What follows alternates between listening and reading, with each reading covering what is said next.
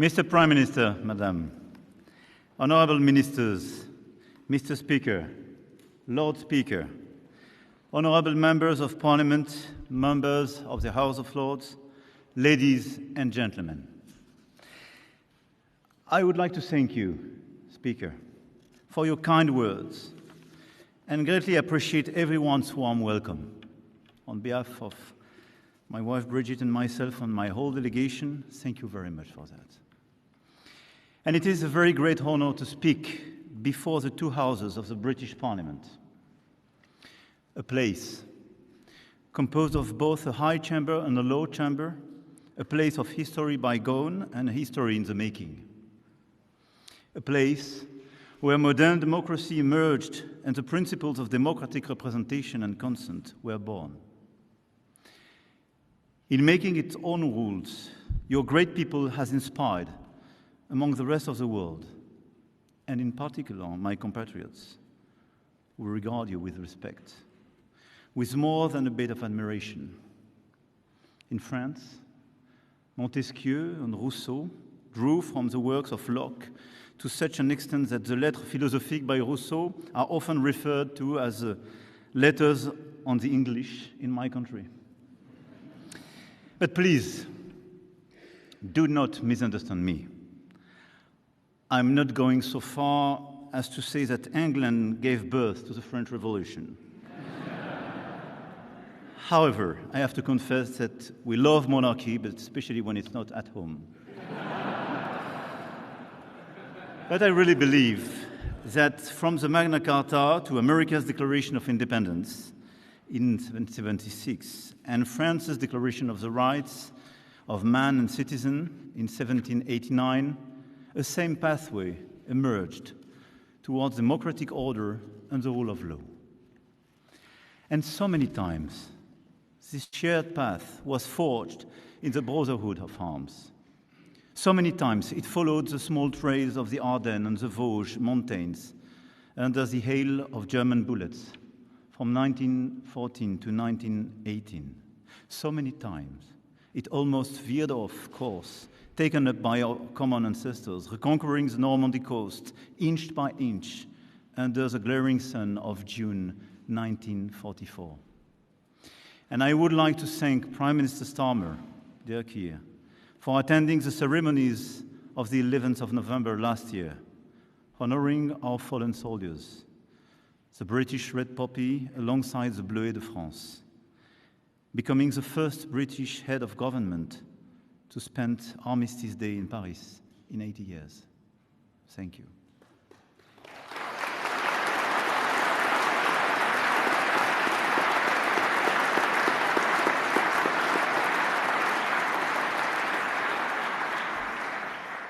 The French people shall never forget the sacrifices British people made to protect Europe and the world during the two world wars, and to uphold with fierce determination the promise of our Entente Cordiale.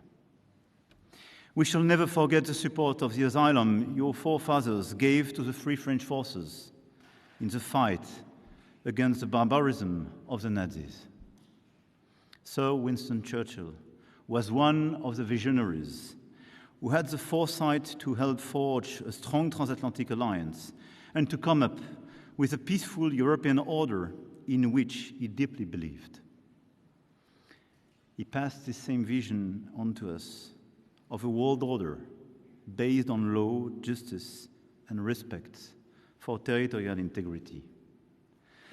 An order that is today being attacked on a daily basis as we witness direct attacks on our democracies, the return of war to our continent, the resurgence of imperial impulses, and the flouting of international rules by destabilizing powers who are attempting to divide up the world to their advantage.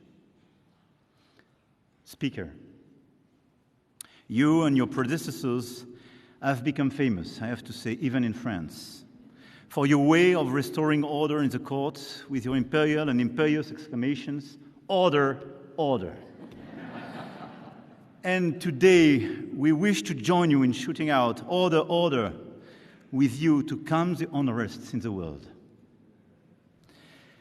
As permanent members of the United Nations Security Council, deeply committed to multilateralism, the United Kingdom and France must once again show the world that our alliance can make all the difference. Clearly, we have to work together in order to defend an efficient multilateralism and to protect the international order as we forged it after the Second World War.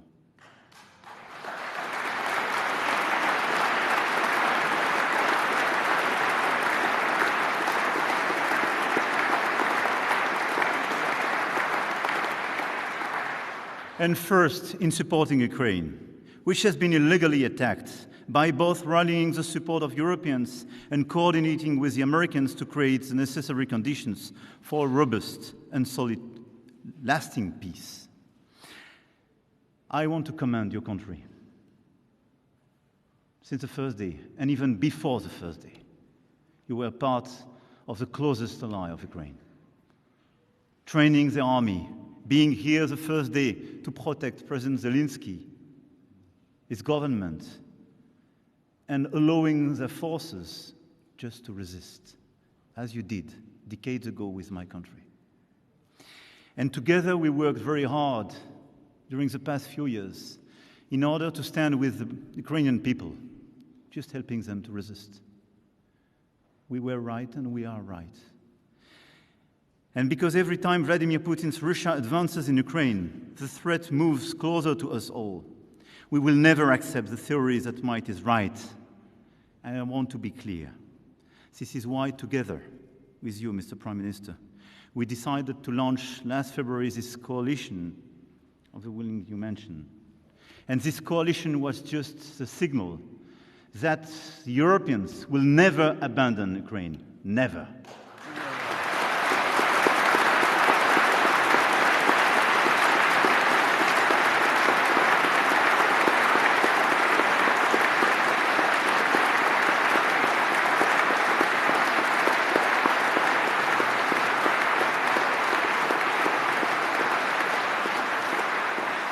And whatever the decisions could be elsewhere, we will fight till the very last minute in order to get the ceasefire, in order to start the negotiations to build this robust and sustainable peace.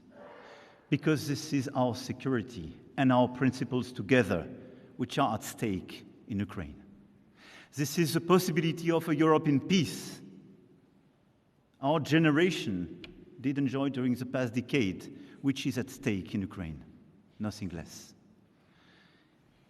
And together, we will follow up these efforts. We have also stood together in calling for the cessation of hostilities and path to peace in the Middle East, since the spiral of violence began after the terrorist attacks by Hamas on the 7th of October, 2023. Together, we called for the release of all hostages. Together, we've called for a ceasefire in Gaza. It is a matter of absolute urgency to end the suffering of the hostages and of the Gazans. A war without end and without a strategic objective poses a huge threat to the region and our collective security. Today, a dehumanization is occurring there that can never be justified. Together, we are aware that a political way out is crucial, and I believe in the future of the two-state solution as a basis for regional security architecture, which will enable Israel to live in peace and security alongside its neighbors. But I want to be clear. Calling today for a ceasefire in Gaza without any condition is just telling to the rest of the world that for us as Europeans, there is no double standard. And as we are attached to human lives, as we are attached to territorial integrity, we want this ceasefire. No discussion. And today, working together in order to recognize the state of Palestine and to initiate this political momentum is the only path to peace.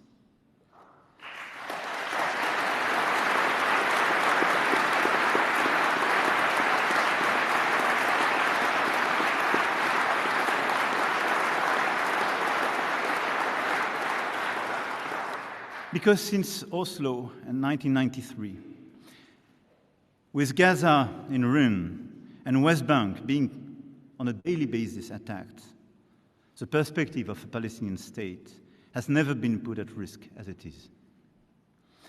And the objective of a recognition is not just making our duty, but this is as well reopening a political perspective and refusing just an answer based on security.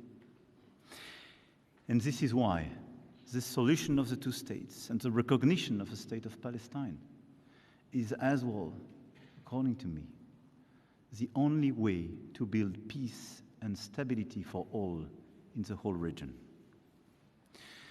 This approach is in line with our common refusal to tolerate the threat posed by an Iran that possesses nuclear weapons. There again, we know all too well the limitations of solutions based on force and the temptation to bring about regime change. France, the United Kingdom, and Germany, in coordination with all stakeholders, have the duty to bring about a stringent negotiation which ensures international monitoring of Iran's nuclear program over the long term, thereby preserving the international non-proliferation framework as a foundation for collective security. It is with the same coherence and firmness that we must act to defend the world order.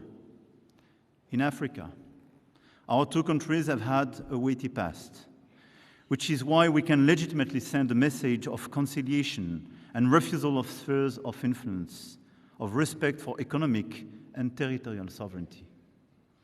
In the Indo-Pacific, our history has made us a watchdog of the freedom of navigation and compliance with international law, which we defend. Amid these upheavals, the alliance between France and the United Kingdom has not faltered. It has even become stronger. Yes, during the past few years, this alliance became stronger. On defense and security, the Lancaster House treaties showed that we were willing to cooperate on the most sensitive subjects regarding our sovereignty and our deterrence. When our two countries signed them, some clever people found a way to derive savings of resources from them, and others even dubbed them the Entente Régale. Yet, they have successfully provided structure for defense cooperation between our two countries for the past 15 years. At this bilateral summit, we will enter a new stage that will scale up this cooperation. And our two countries, the only European nuclear weapon states, the leading armed forces of the continent, together accounting for 40% of European military budgets, vow to fully shoulder the responsibility when it comes to European security. And we are faced with new threats, with aggressive nuclear powers, with sometimes hesitating alliances, and the return of major conflict on our continent. This is why, in today's our summit is so important, and the announcement we prepared so historical. The capabilities identified 15 years ago at Lancaster House must be increased dramatically in proportion to the threat. Our industrial cooperation must also move to the next level, and our relation to Europe must change, even in the core of sovereignty. There is an expectation in Europe that, faced with revisionist neighbors, our two countries have a special responsibility for the security of the continent. And it is time to articulate it. And to paraphrase Pete's famous phrase, to make sure that not only our two countries will save themselves by their own exertions, but also that we will save Europe by our example and our solidarity. But we will return to this in more detail at the summit on Thursday, but very clearly, taking the commitment to go to the 3.5% on defense in the years to come. It's not just piling money, but increasing our cooperation altogether, reducing our dependencies, and building a strong European pillar in NATO. We have to work together to cooperate as we did a few years ago in Sahel, shoulder to shoulder. We have to cooperate in order to build new common programs, to increase the cooperation of our industries, and to make a more independent and stronger Europe of defense. Second, on climate and biodiversity. Together we commit to the planet in the face of the new league of international reactionaries who deny science and facts. We also defend with one voice the implementation of our climate ambitions towards carbon neutrality, phasing out fossil fuels and protecting forests, which will be core issues of the upcoming COP30 in Belém. We are also acting together to achieve the ratification of the BBNG Treaty on the Protection of Oceans, mobilizing the private sector, reforming the official development assistance system in line with the Paris Pact for Peoples and Planet, where we work together. And we worked very actively and still work together on biodiversity and biodiversity credits. The report we commissioned together as Franco-British during King Charles' state visit to France is not just excellent, but we endorse it and we will implement it. We will now continue to work together and implement this work. Third, on migration. And I have the feeling to be weighted on this issue as well in your country. Indeed, in this unstable world, hope for a better life elsewhere is legitimate, but we cannot allow our country's rules for taking in people to be flouted and criminal networks to cynically exploit the hopes of so many individuals with so little respect for human life. France and the United Kingdom have a shared responsibility to address irregular migration with humanity, solidarity, and firmness. The decisions that we will take at our bilateral summit will respond to our aims for cooperation and tangible results on these major issues. Very clearly, we task our Minister of Domestic Affairs to work very closely together, and I want to salute the very close coordination and cooperation. But our objective, very clearly, is to have the best ever cooperation between our two countries in order to fix today what is a burden for our two countries. But let me remind as well, as we are making these bilateral efforts, as we are stepping up the level of our cooperation, a third of the people entering illegally into the Schengen area attempt to cross the channel. And we will only arrive at a lasting and effective solution with as well the action at the European level and the cooperation, especially of the countries of first entry on the European soil, by continuing to work with the countries of departure and transit of global migration routes, and as well by addressing pull factors. But let's be clear, we will deliver together because this issue is a clear issue for our two countries. Fourth, on economy. Our trade has been revived and has even surpassed the pre-Brexit levels. The 3,500 French companies working in the UK remains the second leading foreign employers in your country, and vice versa. And we want to do more, and at the occasion of the summit as well. We will deliver additional results, additional investment, and very strategic investment in the energy and space fields where we have long-standing cooperation, but where we want to build a new step forward and open a new era. Since the last time a French president spoke before you in 2008, Europe has changed. First of all, of course, because the sovereign British people chose to leave the European Union in 2016, a decision that we respect, even if we found it deeply regrettable. I am aware that I am the first European head of state to make a state visit since the United Kingdom left the European Union, and I take full account of the importance of this moment. It took us a few years, but we have agreed on the foundations for our new relationship. After the withdrawal agreement and the trade and cooperation agreement, reinforced by the Windsor framework, and some of us worked very hard on all this text. I have great memories. I support Prime Minister Starmer's effort as well to restore trust ensure compliance with the agreements concluded, and strengthen this framework through targeted cooperation in our common interest. I welcome the fact that on the 19th of May, we were able to define a pragmatic roadmap between the European Union and the United Kingdom on defense, energy, climate, and other issues. But just as leaving the European Union did not mean the United Kingdom left Europe, efforts to address the challenges facing all of Europe cannot be limited to the European Union alone. What is at stake today in Europe is our ability to shoulder the responsibility to ensure our continent's security ourselves to a greater extent.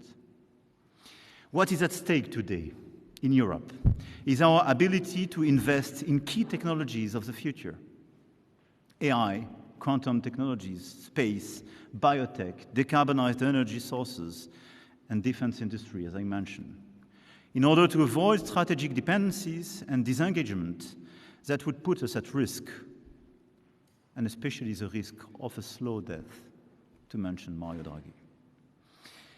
Indeed, we have to de-risk our economies and our societies, first from the risk of the lack of innovation, and this is what we experienced during the past decade if we compare our countries with the United States.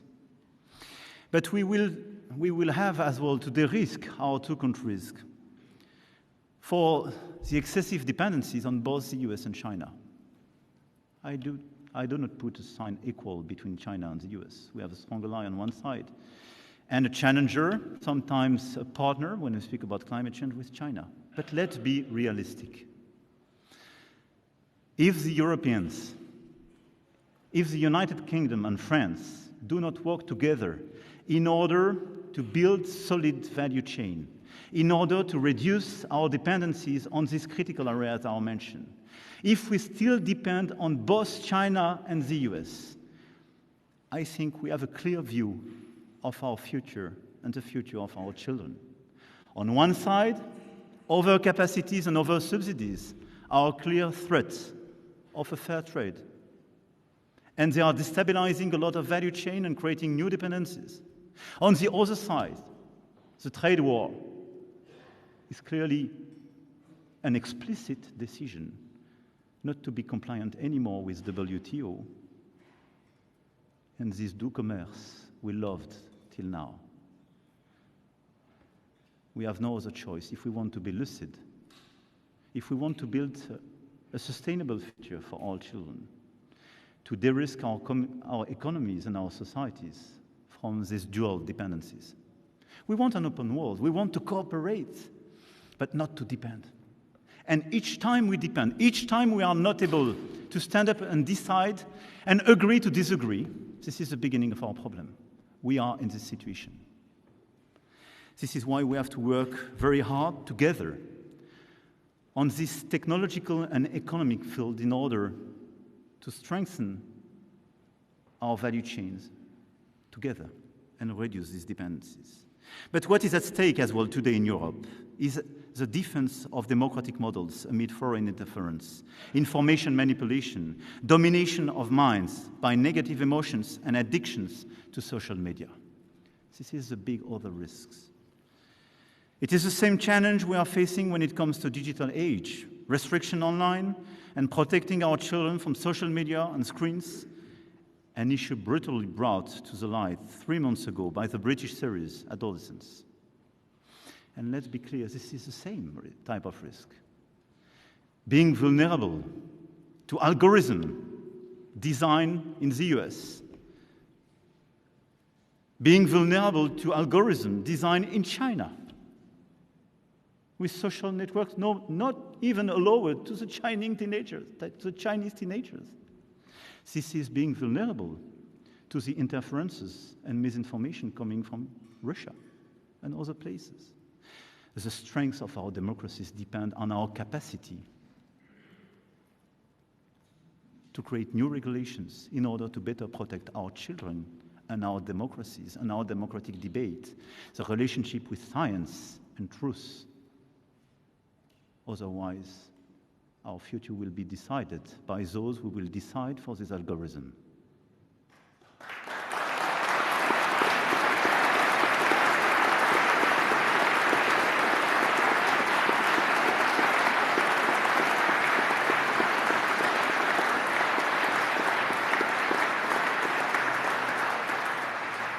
Our two countries are among the oldest sovereign nations in Europe. And sovereignty means a lot to both of us. And everything I referred to was about sovereignty. Deciding for ourselves, choosing our technologies, our economy, deciding our diplomacy, and deciding the content we want to share, and the ideas we want to share, and the controversies we want to share. Even though it is not part of the European Union, the United Kingdom cannot stay on the sidelines, because defense and security, competitiveness, democracy, the very core of our identity, are connected across Europe as a continent.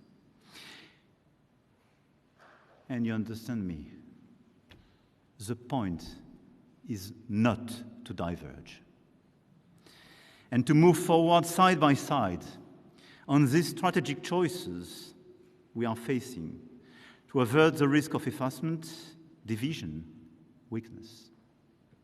A certain idea of Europe, so dear to George Steiner, must continue to connect us today.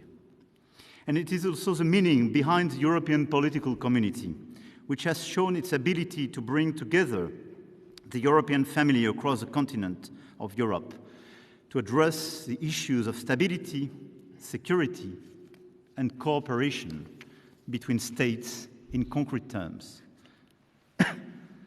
And the United Kingdom is playing a full role, as it demonstrated a year ago at Blenheim Summit. I believe that our two countries will continue to be drivers of change, drivers of this wider Europe and this meaningful convergence. We must be able to count on our economic, academic, research, and cultural relations to together tackle these sovereign-related challenges. And I welcome the number of partnerships agreements that our universities, museums, research institutions will sign in the margins of this visit. They will participate in our respective agenda to reindustrialization and strategic independence in key sectors, from artificial intelligence to culture. Our two countries are leaders in Europe when we refer to artificial intelligence.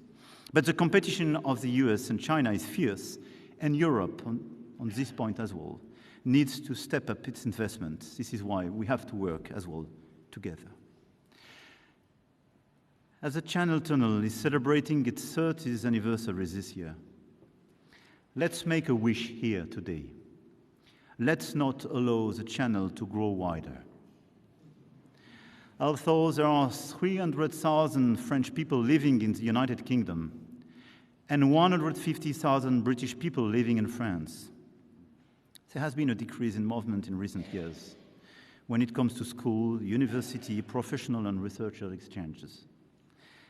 And today there is a risk that our societies are growing apart, that our young people do not know each other as well and may end up strangers, at a time when international current events remind us on a daily basis of our common future.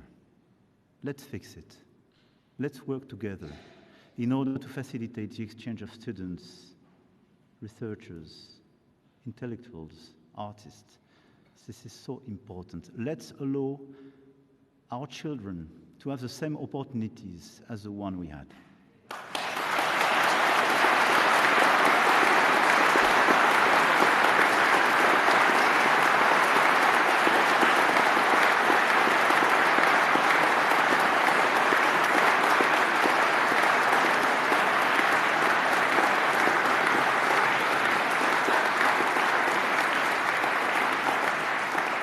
Members of Parliament, my lords, tomorrow at the British Museum, we will officially announce an historical exchange.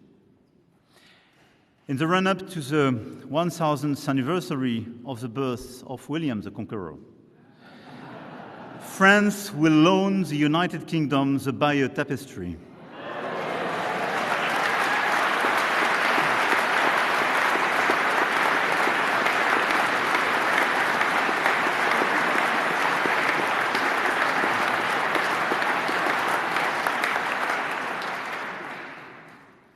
it took probably more years to deliver this project than all the Brexit texts. Because we launched it together with Prime Minister Theresa May at that time during not a state visit, but a summit a few years ago. But at the end of the day, we did it. And the tapestry will be displayed in London, while the National Museums of Rouen and Caen will receive the Sutton Hoo treasure on loan. And I think these mutual loans of these extraordinary national treasures will involve fascinating human exchanges, which will certainly be positive for our future in terms of culture. And let's see this exchange happening between summer 26 and summer 27 as the beginning of this new era of exchange and the reopening of these mutual movements. The times of William the Conqueror are over, happily. And the roles of charging cavalry as well. Our Entente Cordiale, sealed 126 years ago, has enabled our countries to bring their futures closer to protect Europe's strategic balances and to enter into an era of cooperation and competition, replacing our battlefields with football and rugby fields, as you mentioned. At the invitation of His Majesty, King Charles III, whom I should like to thank for his hospitality and his long-standing, very special relationship with my country, I came here today to renew the French people's message of friendship and fraternity. Yes, finally we meet again. And let's be sure that we will meet again for years and decades. Because we are linked by our geography, by our past, but we are linked by our common future. And the only way to overcome the challenges we have, the challenges of our times, will be to go together, hand in hand, shoulder to shoulder. This is our common destiny. Long live our France, United Kingdom friendship. Long live the United Kingdom. Long live France.